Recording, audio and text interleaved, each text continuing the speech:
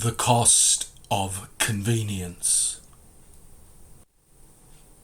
Big tech rules the billionaire class as we all pay the cost of convenience. Ever since Steve Jobs and Bill Gates unleashed the personal computer fest upon an unsuspecting world, we have all been caught up in a race to make everything instantaneous. Over the following decades, computer power got faster and we spent more time looking at screens. Have you ever wondered how this has affected us mentally? You know, as human beings, in raising our expectations about how stuff should happen.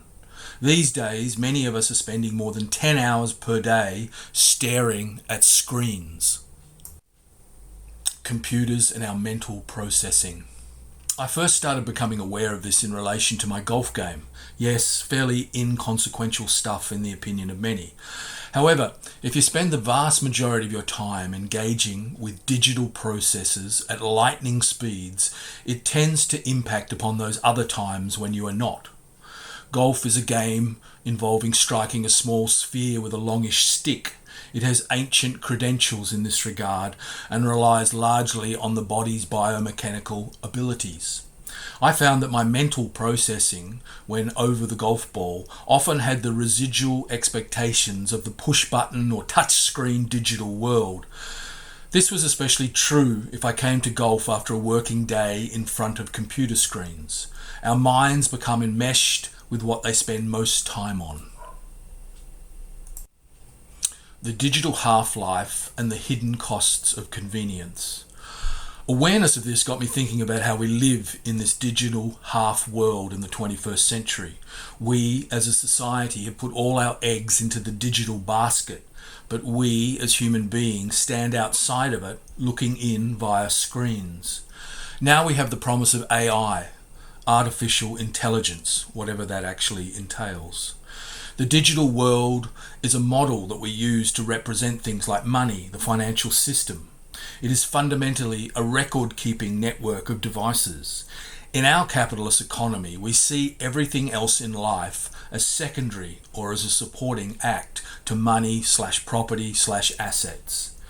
How do we value people? By paying them wages commensurate with what we think they are worth, or marrying them and signing over shared property/asset rights, perhaps in the expectation of having children with them. The game of life has long been about amassing wealth and having a family. Yes, there are other aspects of life, but none so measurable as these. Computers are about record keeping, categorization, and measurability. Stop a moment and have a think about how the emphasis upon these things has had on your life. Big tech billions made on the back of convenience. Big tech have made their trillions of dollars based largely on the perceived convenience of the digital world. Banking has become so much more convenient at the touch of a screen on your smartphone. The trade-off has been security, as scammers prey upon the convenience factor to trick you out of your wealth instantly. Banks used to be safer than houses via their vaults and bricks and mortar. That is no longer the case because the gatekeeper is now digital. Banks make their money from transaction fees, credit and debt. The scammer's bank account pays its account and transaction fees just the same as you. Criminals enrich banks every day and probably far more than the average account holder. The cost of convenience has seen a new alignment between traditional foes. The diminishing presence of human beings. We are all ensconced on the convenience bandwagon with our super-fast smartphones. Apps have made doing stuff quicker in the main, but it is not a perfect world, of course. We can order food, drinks and groceries via an app and have it delivered to our door for a fee. We can check the weather instantly. We can watch sport and entertainment with a subscription on our digital devices. There are a host of things and services we can access via these apps. The thing that all of these digital services and apps have in common, however, is the diminishing presence of human beings from the scene. This can be attributed to the labour-saving qualities inherent within algorithms and the digital world. Some would rightly argue that this is why these things are more readily available and therefore faster. What about the cost of convenience? Convenient living can kill you. If, as is indicated by market research, that many of us are spending the majority of our waking time staring at digital screens, what is that doing to our brains and bodies? Sedentary life, according to the health experts, is pretty dire for the descendants of apes. And yes, there is an app to monitor the volume of physical exercise you are probably not doing. Sitting on our behinds all day is not good for our health, especially if you combine this with eating high-fat, low-fibre, fast foods ordered in. Labour saving as an ethos can be taken too far and can kill you in the end. Bowel cancer, heart disease, diabetes, and a bunch of other diseases and chronic conditions can eventuate in reaction to a lack of exercise and poor diet. Perhaps staring into screens all day is not the smartest idea for us human beings, no matter what big tech might say. Digital determinants limit human relationships. Getting back to the premise that the cost of convenience is something we should start to pay more attention to when evaluating our subscriptions to this digital world, how has this expectation of instant gratification impacted upon our personal relationships? The digital portal shows us more than most of us ever got to see before. Computers keep records of everything and classify stuff so that you can find it again. Human relationships, especially intimate ones, are messy and less amenable to such classifications. Enter digital porn sites and dating sites. These major players in the digital realm are well patronized by watching human beings. Unfortunately, this superficial display of multitudes of images of prospective matches or arousing fantasy alternatives damages the real-world flesh and blood relationships in your life. This is a clear example of the digital/fantasy life overshadowing the here and now reality. Dating sites are so cerebral in the 20 questions required to qualify to gain entry via the gatekeeper in many instances. Does true love always need to pass an exam before getting to the starting line? Determining exact physical and psychological characteristics tends to narrow the field somewhat. Yes, this can be a good thing too. But if the meta fields are structured in such ways it prevents anything ever happening outside of the box. This is the cost of convenience. The AI transition will be like a bad golf swing. What do I mean by that? The AI transition will be like a bad golf swing. If you're a golfer, you may know what bad golf swings feel like. One of the most common is the over-the-top golf swing. In this swing, the player rushes everything and attacks the golf ball from the top of the backswing. The resultant ball flight is an almighty slice to the right for most golfers. The important thing to comprehend here is a swing that gets out ahead of everything and gives the body no time to catch up. The uptake of artificial intelligence, AI, by corporations will see massive job losses as it replaces white-collar roles in firms and institutions. Like a bad golf swing, the AI transition will look really bad for millions of workers who have lost their employment. Automation, AI, and too much convenience in our cities. You know, the older I get, the more I realize that the essence of a job is the people you work with. What I mean by this is the people you come into contact with through your role. It might be customers, clients, co-workers, and all those that enrich what you do for a living. If this is true, and you agree with my evaluation, why are we replacing human beings with machines? Who is making this call, and what is their motivation? Cities are for people, and all the things inside our cities are really there for all of us. If everything gets automated, as we are starting to see happen now, cinemas, supermarkets, Maccas, and everything else are featuring automated facilities instead of human beings serving you. What is the point of it all? Does anyone realize that convenience is going too far? Bad golf and dead urban life is done from the top. Returning to that bad golf swing analogy and hitting from the top, the AI and automation decisions are all coming from the top and not from us in the real world. Sure, speeding things up and making stuff more efficient is good, but it reaches a level of diminishing returns. If all of our shops and recreational facilities become automated by robots and AI sans human beings, we are losing more than we gain from the experience. Perhaps it is predicated on the model of families going out to the movies and for a feed who are happy to stay in their own little bubble throughout the experience. But lots of folk fly solo in cities these days and maybe don't want to be isolated in that bubble when shopping and going about their business in the city. Mostly the AI/automation transition is about reducing labour costs. It is bottom line economics for companies to make more for their shareholders. The AI transition will be like a bad golf swing. Automation is killing our cities. I went to the cinema with my daughter to see a movie. I had not been in a while. Hardly anybody works in these cinema complexes anymore, as they are filled with machines for purchasing movie tickets. A small plastic bottle of water costs just under $7 to buy. That is daylight robbery when you think about the markup they are charging on this water. They have no labour costs to worry about. So how do they justify their outrageous prices? They just don't care about us, the consumers. I will repeat what I said.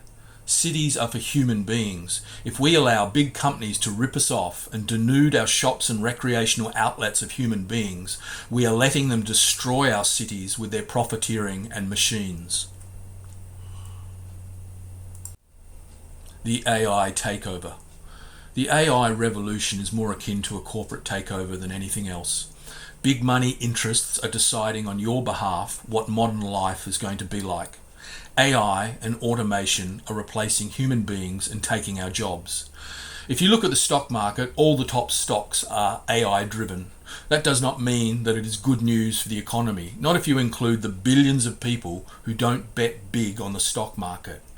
We have this strange elitist view of the economy featuring on the news, where the investments of wealthy individuals and corporations are held up as a display of what the economy is doing.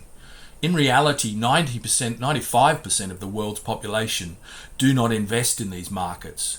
Too bad for them seems to be the thinking behind this. Big tech and Trump the golf cheat. In the United States, where the Magnificent Seven AI big tech companies are domiciled, there are no grown-ups running the country currently.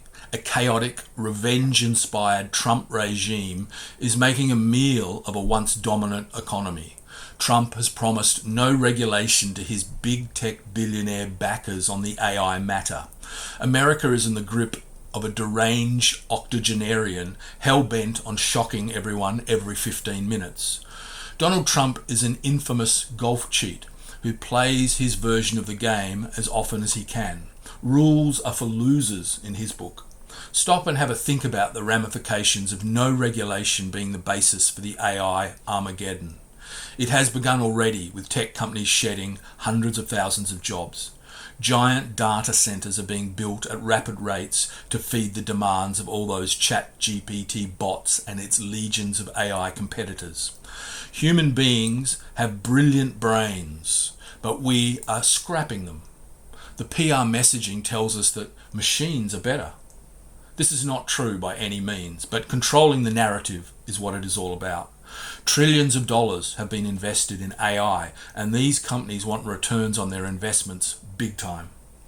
We are being sold digital tools that are not as good as the brains we already possess. This is not really artificial intelligence, as they have not reached sentience. This is just another scam perpetuated on a massive scale. The story of computers has had one recognizable thread running through it since the advent of PCs back in the day.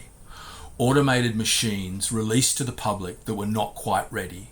AI continues this tradition. The Guardian newspaper reports, the Albanese government has decided against legislation to manage artificial intelligence, with a new national roadmap emphasising Labour's focus on the technology's economic benefits and plans to unlock vast data sets held by private companies and the public service to help train AI models. Who knew that human beings were important to our way of life? The AI transition will be like a bad golf swing. As the millions of job losses mount up around the place, and as our cities become ghost towns inhabited by machines and robots, we will ask ourselves, how could we have hit such bad shots and made such god-awful swings? I mean, our intention was to make things so much more convenient and efficient. Who was to know that human beings were so important to our way of life? Hitting from the top is a sin in golf. Perhaps we will discover that making these AI decisions from the CEO and board level end up producing similarly bad outcomes for people. They obviously need reminding that life is about the people. Investments are mere financial tools, supposedly to make lives better, not worse. The truth is that a small section of our people are so concerned with making money that they have lost sight of the big picture. These people have become so used to trampling upon the lives of others to get where they want. The AI transition will be like a bad golf swing. The correction to this will not be as easy as going to see a golf coach. The disruption and damage to the lives of many millions of human beings will be a far greater tragedy. America is already in the hands of an old rich man who has little to no respect for the lives of the working poor. These politicians and CEOs live in gilded worlds and pat each other on the back on a daily basis. The Epstein class are an elite subsection of society who are always ready to prey upon and profit from the ill-informed and powerless. Many white-collar workers will soon have more time for golf, but perhaps not the funds to sustain their love of the game. Elitism and creepy billionaires. The release of the Epstein files has exposed the rotten state of global capitalism. Jeffrey Epstein was not only a pedophile and sex trafficker, as he was a billionaire financier with his tentacles wrapped around a cabal of greedy elites. We know that President Trump is at his core a disgusting human being, and his latest administration is chock full of extremists and creepy billionaires. However, the poison inside of the power elite in America has been there for decades. The self-serving nature of these global elites made them putty in the hands of Epstein as they sought profit and illicit pleasure via his insider information and orgiastic parties. Jeffrey Epstein was helping Vladimir Putin manage his ill-gotten wealth, money, sex and power. The Epstein files exposes the greed of elites. Plenty of racist fascists in the USA. Sitting in the cinema watching Nuremberg, I couldn't help but feel that the fascist evil of the Nazis was happening again, but in America. Russell Crowe as Hermann Goering, in all his bloated narcissism, reminded me of Donald Trump. I find it interesting how many Americans want to portray themselves as the good guys and the Nazis as the personification of evil. The truth is that the German Third Reich got a lot of their ideas about eugenics and apartheid from the United States. America First in the 1930s was a big fan of the Nazis, and there were plenty of racist fascists in the USA. America First on the side of the Nazis. When World War II kicked off, Britain was soon fighting the Germans on their lonesome in 1939 to 1941 as far as Western allies went. Yes, FDR was doing his best to lend-lease as much as he could finagle to the Brits, but lots of Americans wanted to stay out of the war. Charles Lindbergh, the American aviation hero, was contending for the presidency against FDR. It seems that many Americans are unaware of their history when it comes to Nazi sympathizers in positions of influence. Nuremberg rings some American bells of warning. Sitting there in the cinema, viewing Nuremberg, as the movie turned to the concentration camps operated by the Nazis, I could not refrain from observing the parallels with ICE in America today. Later, as Hermann Goering tried to deny his awareness about what was happening inside the camps to the Jews during 1941 to 1945, I thought about Middle America and the concentration camps holding detained immigrants and even little kids. The final solution was the industrial extermination of some 6 million Jewish human beings via gas chambers and ovens. Economics played a big part in this, and it is something often overlooked when discussing the Holocaust. The Germans were short of money and resources going into World War II. A large part of the motivation for targeting Jewish Germans was their wealth. The Nazis systematically stole everything of value down to the gold teeth in their mouths from the Jews. Demonizing the Jew was a part of this process, scapegoating them for crimes against the pure blood of the Aryan race. Criminal regimes like the Nazis employ these tactics. Similarly, we are seeing white supremacist policies in the United States under the Trump regime. African Americans are having their proud histories in the military stripped and defaced. Bullshit stories about DEI posing a threat to things like air safety are being put about. Museums are removing information about slavery in the United States. Institutions in government protecting the rights of African Americans have been abolished.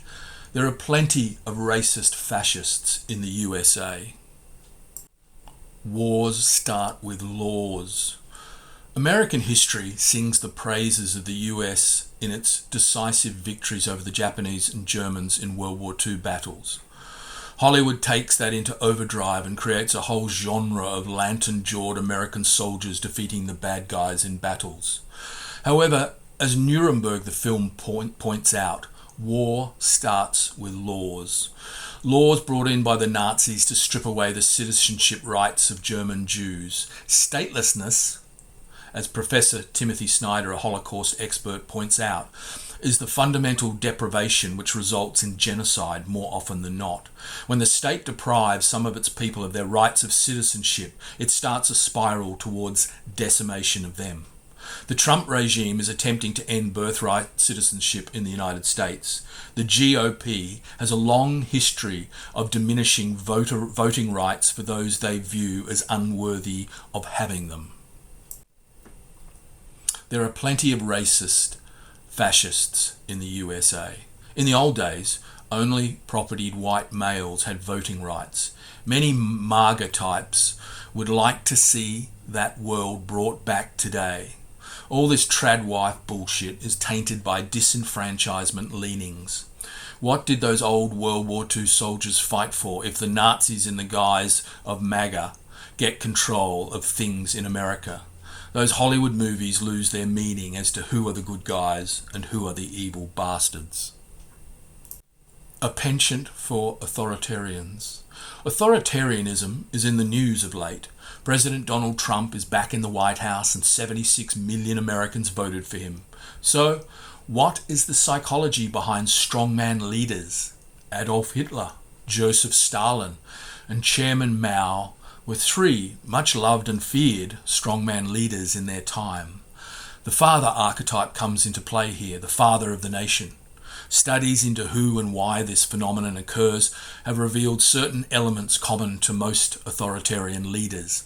Traditionally, the role of the father in families includes disciplining the children. It is this aspect of the father which can determine the proclivity toward embracing the strongman leader among subjects and the citizenry. You have been listening to Robert Sudha Hamilton, who is the author of What Price Life? America Matters, Pre-apocalyptic Posts and Essays in the Shadow of Trump, and other titles, now available at Apple Books and Google Play Books. You can also catch my writing at midasword.com.au, midasword.com.au. Thanks for listening.